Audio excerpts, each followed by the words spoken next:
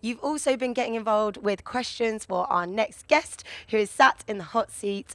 Armin, welcome to the Thank studio. you. Thank you. It's good to be here. Yeah, how's it going? Yeah, really, really good. Had a really good summer. Yeah, amazing. Yeah, we were just commenting on each other's clean shoes because you've literally just landed at Creamfields. So, yeah, I know you've got a long-standing relationship with the festival. Talk to me about what Creamfields means to you. I think the first time I played Creamfields was 2001. It was a long Yeah. time ago. Actually, in the beginning of my career, I was DJing pretty much only in the UK and Holland a little bit. So I always feels like coming home here. And Yeah. Creamfields was at the time already, the highlight of the year, and it still is. I don't think I've missed an edition since. So it's just been amazing to be part of this. And the thing I love most about it is the enthusiasm from the UK crowd. I mean, it's really next level. I mean, we and Dutch people are music lovers, but I think the English go even a step further. Some people just live and breathe dance music here, and it's great to be part of it for sure. Is there a particular stage that you think is like, for you, when you think of Creamfields, you're like, that's the iconic stage? I've always liked the ARC stage. Yeah. Main stages have been amazing. I'm playing the tent this year. Last year I played the main stage, and I like varying it. So playing a little longer, which is what I love. I love Yeah. playing longer sets. Keeps a little room for experimentation and, trying to veer out of my comfort zone. And it's great. I mean, honestly, I think even in a tent, if it's even smaller and you're closer to the crowd, it feels like you have more of a connection. You can to literally them. see like everyone's expressions. Yeah, exactly. Yeah. So you've mentioned firstly getting pushed out of your comfort zone, and secondly being a little bit closer to the audience. I know that am I right in saying that you've broken a few world records with somewhere that you've recently performed? Yeah.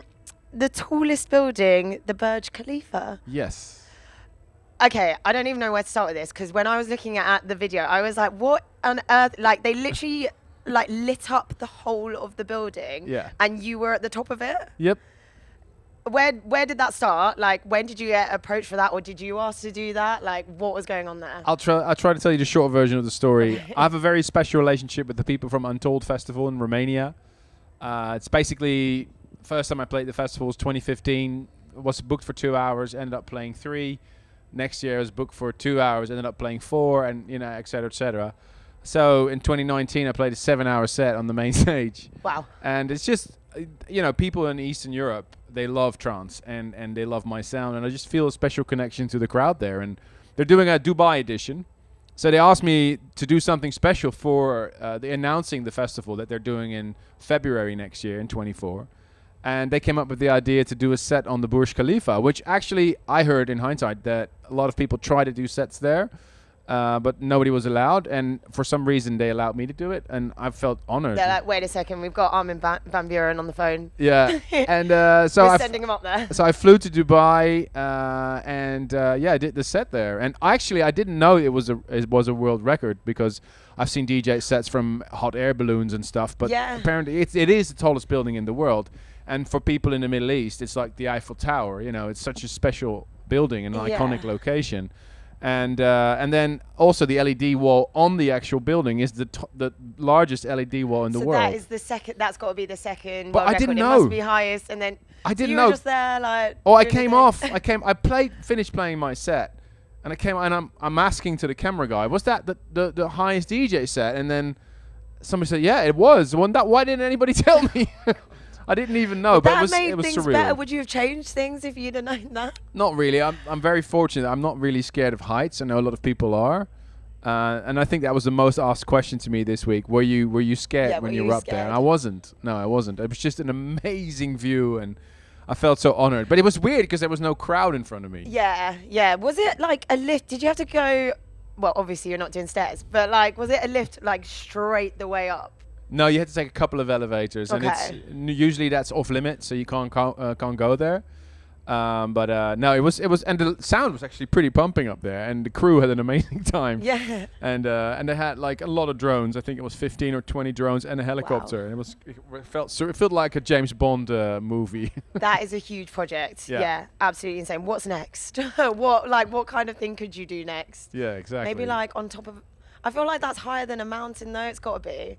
It's probably logistically a bit easier. I don't know. No, I think what there's could be next? DJ sets that have been done on mountains, but this is the tallest I building. know what you have to do next. What? You have Tell to me. go To the like moon. as low as possible. So like maybe like really low in the sea somewhere.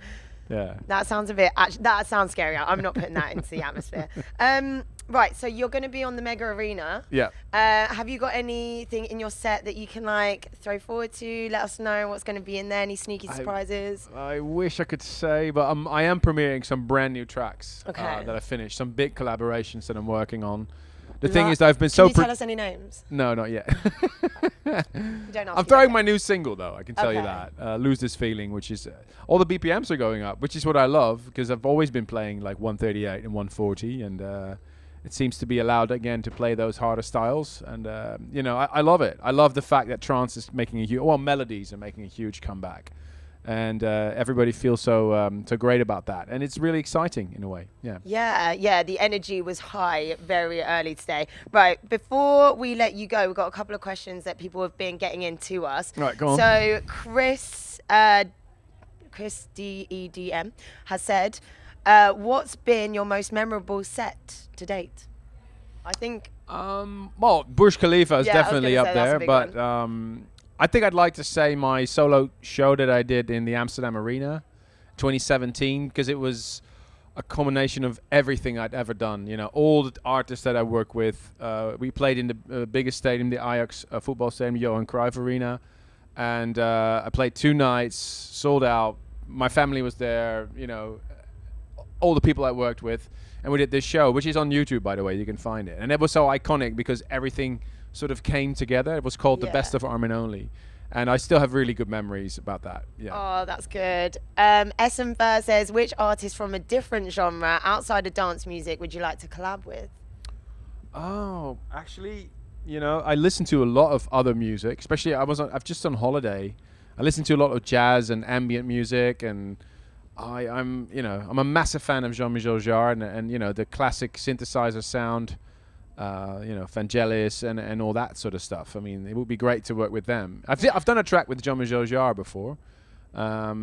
He's an absolute legend. He's one of the first people to actually make music with a synthesizer. It sounds weird now, but once the synthesizer was considered not to be a real instrument, guitar was an instrument. The synthesizer wasn't. Yeah. Until the Beatles ended up using a synthesizer on the White Album, and then. Oh, and then the Beatles do it. So obviously. Exactly. So, and I love that story. So everything with the early days of the synthesizer is exciting to me. Yeah, for sure.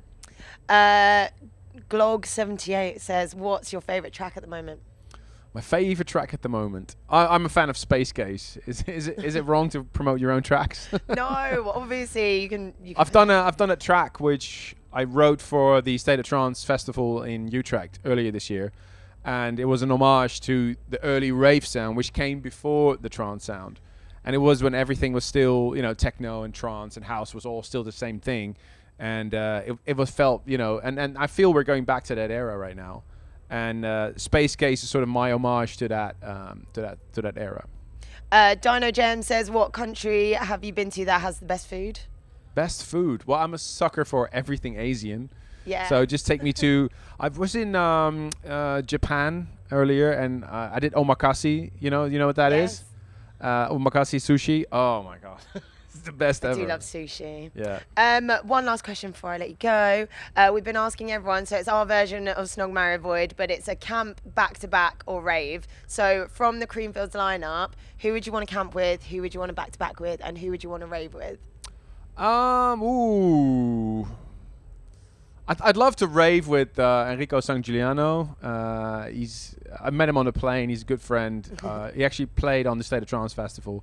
Absolute massive fan of his sound, and he told me he sometimes goes raving, and I would love to stand next to him.